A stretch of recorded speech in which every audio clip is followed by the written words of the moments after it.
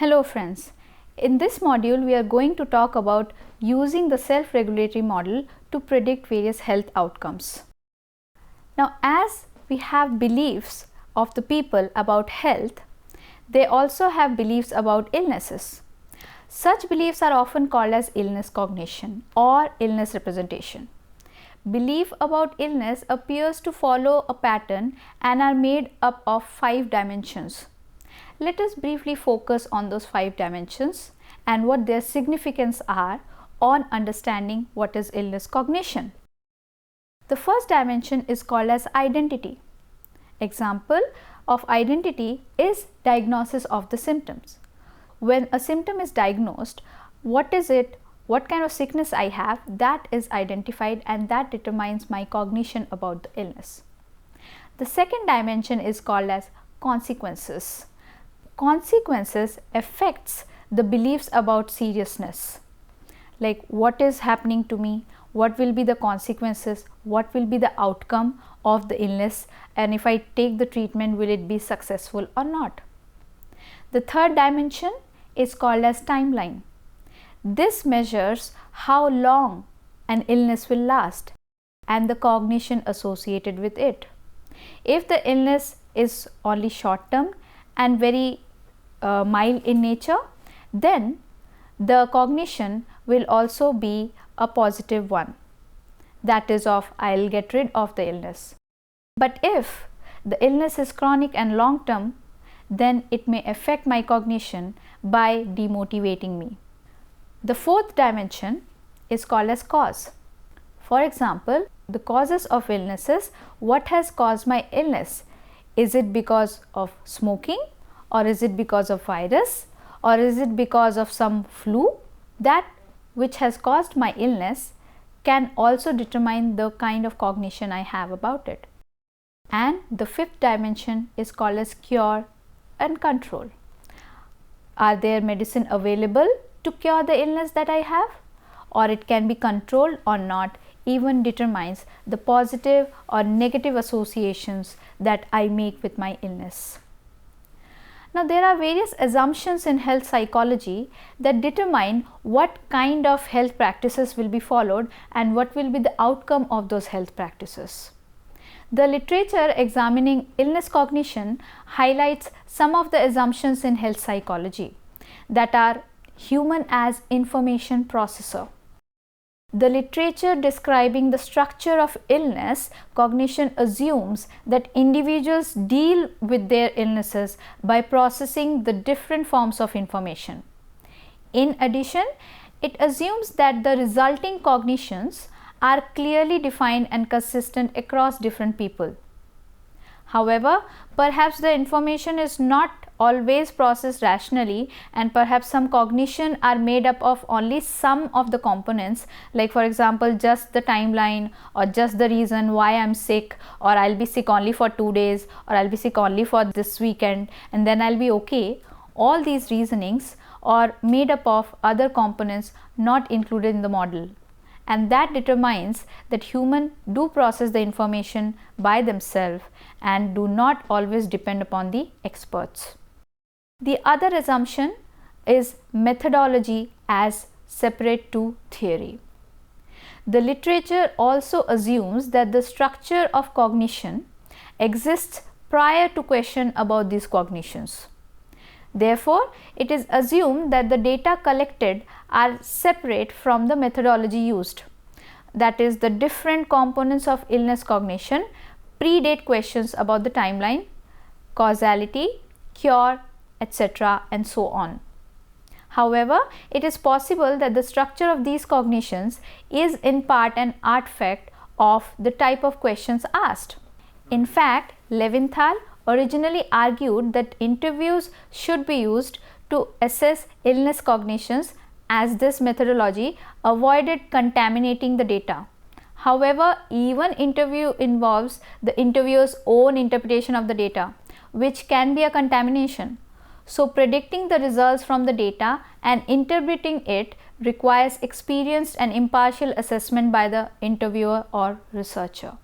Now, let us look into the Levinthal's self-regulatory model of illness cognition in brief before going to predicting the outcomes of this model. Levinthal incorporated his description of illness cognition into his self-regulatory model of illness behavior. This model is based on approaches to problem solving and suggests that illness or symptoms are dealt with by individuals in the same way as other problems are solved.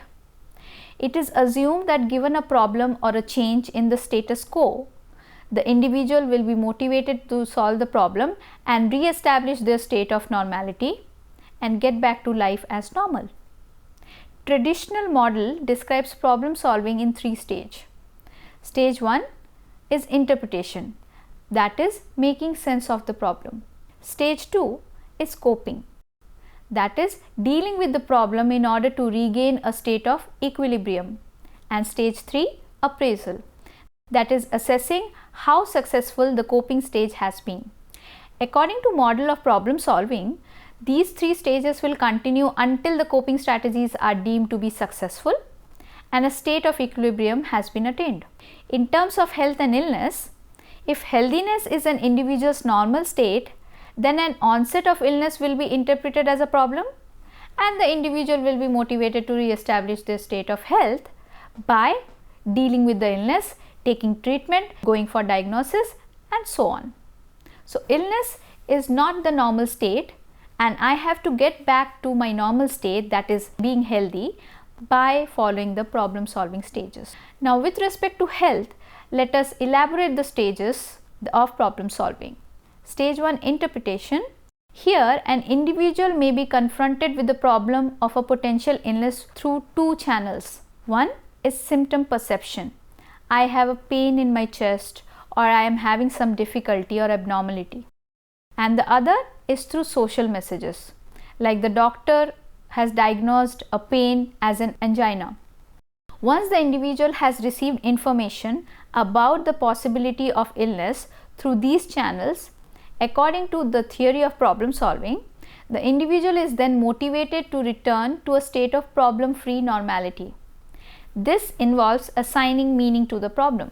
The next stage of coping in the self-regulatory model is the development and identification of suitable coping strategies. Coping can take many forms. There can be many types of coping strategies followed by individual or by the experts. However, the coping strategies can be classified into 2 broad categories of coping, which have been defined to incorporate the multitude of other coping strategies.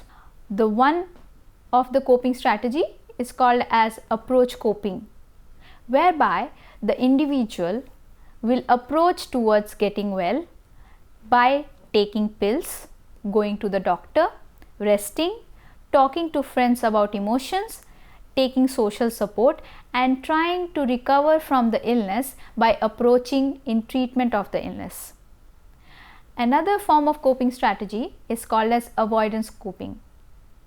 Here the person tries to avoid, the person tries to cure the illness by avoiding or by not thinking about the illness as such. For example, going through denial or wishful thinking. When faced with the problem of illness, the individual will therefore develop coping strategies in an attempt to return to a state of healthy normality. But is it really going to help? The avoidance appraisal, that can be questionable. The third stage of appraisal in the self-regulatory model involves individual evaluating the effectiveness of coping strategy and determining whether to continue with this strategy or whether to opt for an alternative one. For example, the individual may be confronted with the questions while going through the treatment, such as this hospital or the doctors are giving me good treatment and I am recovering well, so I should get along or I should be going with this treatment on. Or the hospital and doctors are negligent and so I should look for another hospital or another method of treatment, maybe Ayurvedic or homeopathic I can try. So all these strategies or all these stages can help to understand the illness cognition that an individual goes through when he thinks or he finds out that he is ill.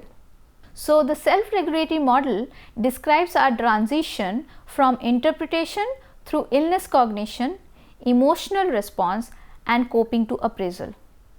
This model has primarily been used in research to ask questions such as how do different people make sense of different illnesses, and how do illness cognition relate to coping. Researchers, however, has also explored the impact of illness cognition on psychological and physical health outcomes. Some research has addressed the link between illness cognition and adherence to treatment, whereas other research has examined their impact on recovery from illness, including stroke and myocardial infarction, such as heart attack. So, let us now know about the significance of the self-regulatory model to predict various health related assessments and their outcomes. Predicting adherence to treatment. Beliefs about illness in terms of the dimensions described by Levinthal and his colleagues have been shown to relate to coping also. They have also been associated with whether or not a person takes their medication or adheres to other suggested treatments. For example, in a study, Brewer and his colleague examined the relationship between illness cognition and both adherence to medication and cholesterol control in patients with hypercholesterolemia involving very high cholesterol. The result showed that a belief that the illness has serious consequences was related to medication adherence. In addition, actual cholesterol control was related to the belief that the illness was stable, asymptomatic, with serious consequences. Some research has also included a role for treatment beliefs. For example, Horn and Weinman explored the links between beliefs about both illness and treatment adherence to taking medication for asthma in 100 community-based patients. The results showed that non-adherents reported more doubts about the necessity of their medication, greater concern about the consequences of the medication, and more negative beliefs about the consequences of their illness. Overall, the analysis indicated that illness and treatment beliefs were better predictors of adherence than both clinical and even demographical factors. In a similar study, Llewellyn and his colleagues explored the interrelationship between illness belief, treatment beliefs, and adherence to home treatment in patients with severe hemophilia. The results showed that poor adherence was related to beliefs about the necessity of the treatment, concerns about the consequences of the treatment, and beliefs about the illness identity. So, from this, it can be analyzed that adherence to treatment and its probable prediction depends enormously on the belief system of the patients. And it is this belief system that can determine the effectiveness or ineffectiveness of the diagnosis and treatment outcomes.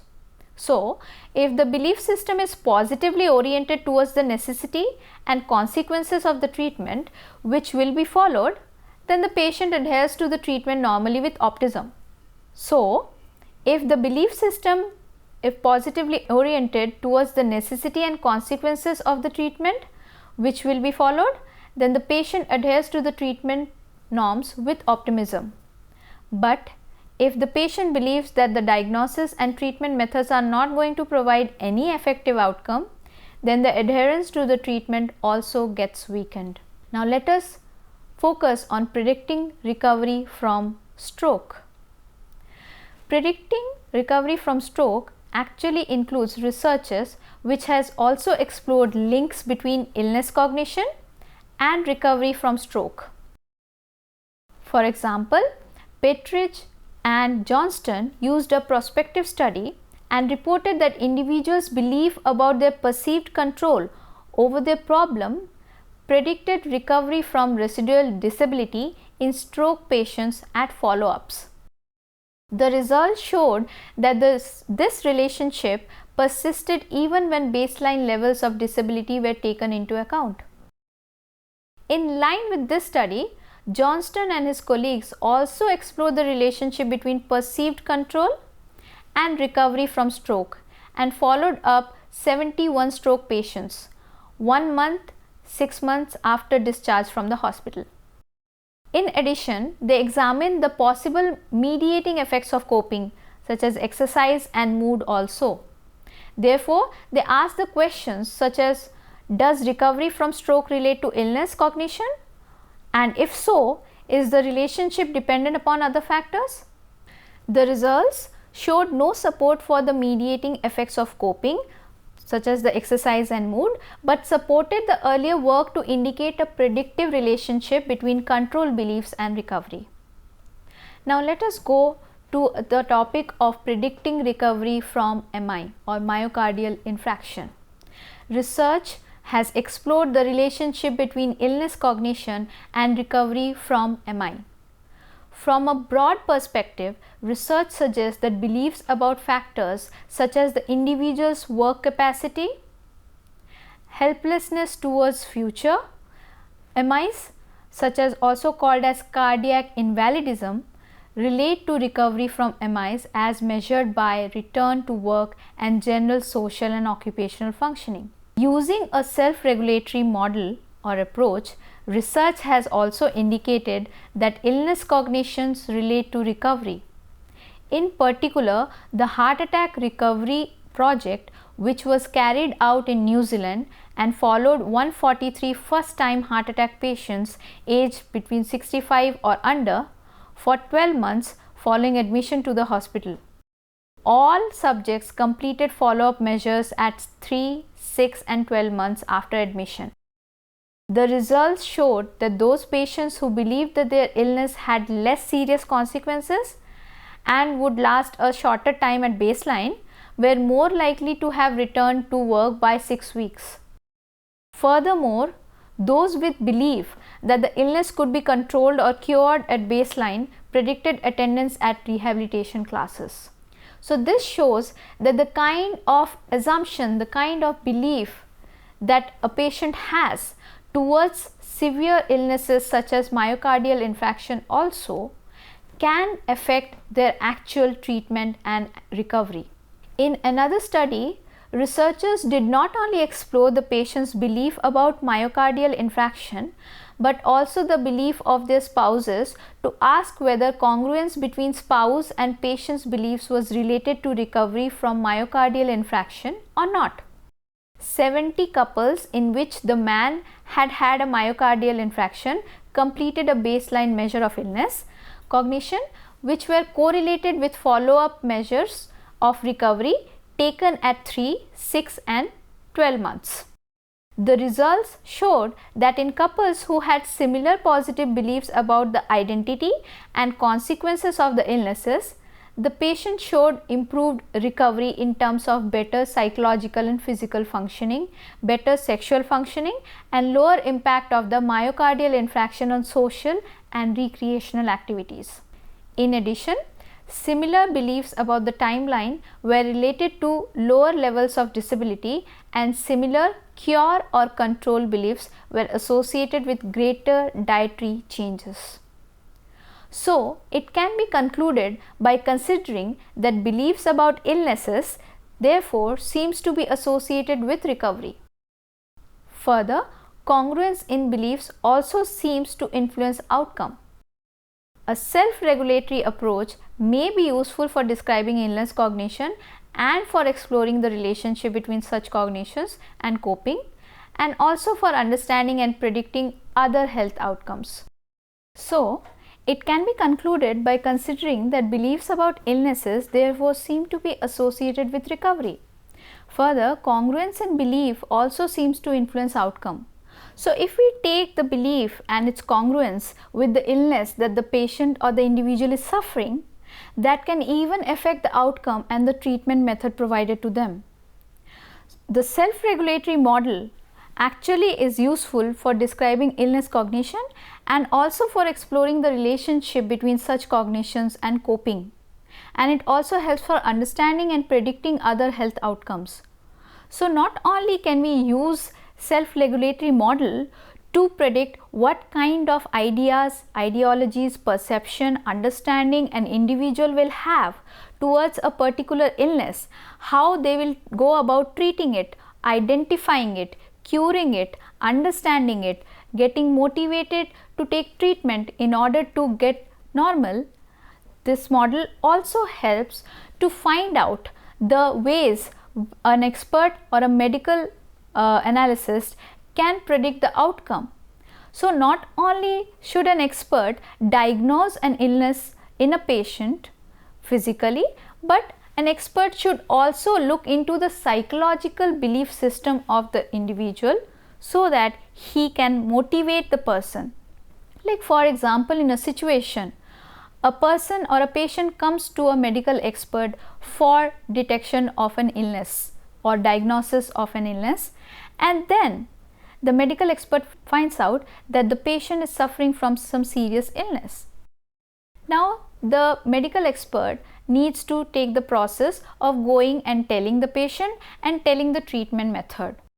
But that is not the end of it.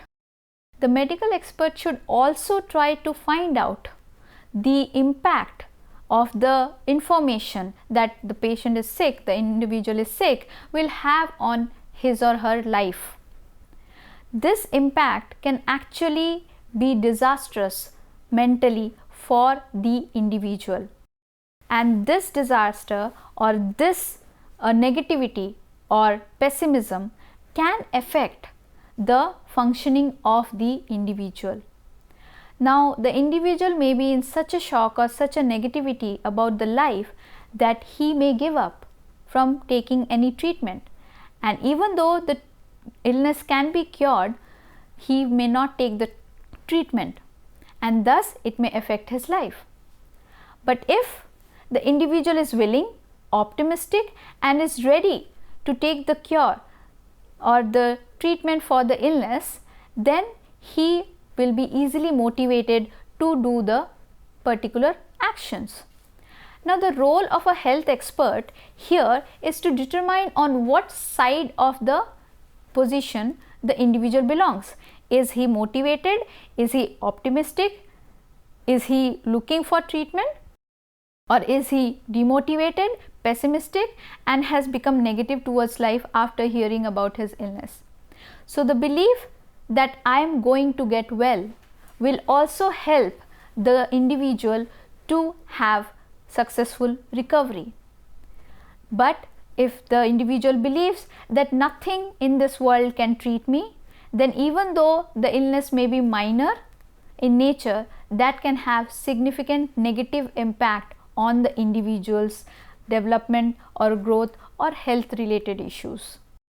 So, the health expert has to not only see the physical outcomes or the physical health outcomes of the illnesses, but also has to see the psychological impact, the mental impact on the client, on the patient, on the individual, because it is this psychological impact that can have the negative enforcement or the positive reinforcement on the individual's treatment belief and the way he or she will accept the outcomes.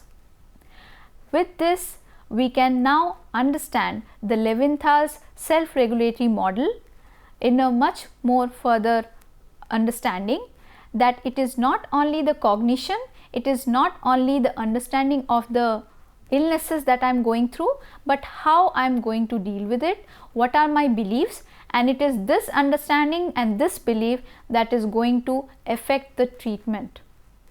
So, with this I conclude the module. Thank you.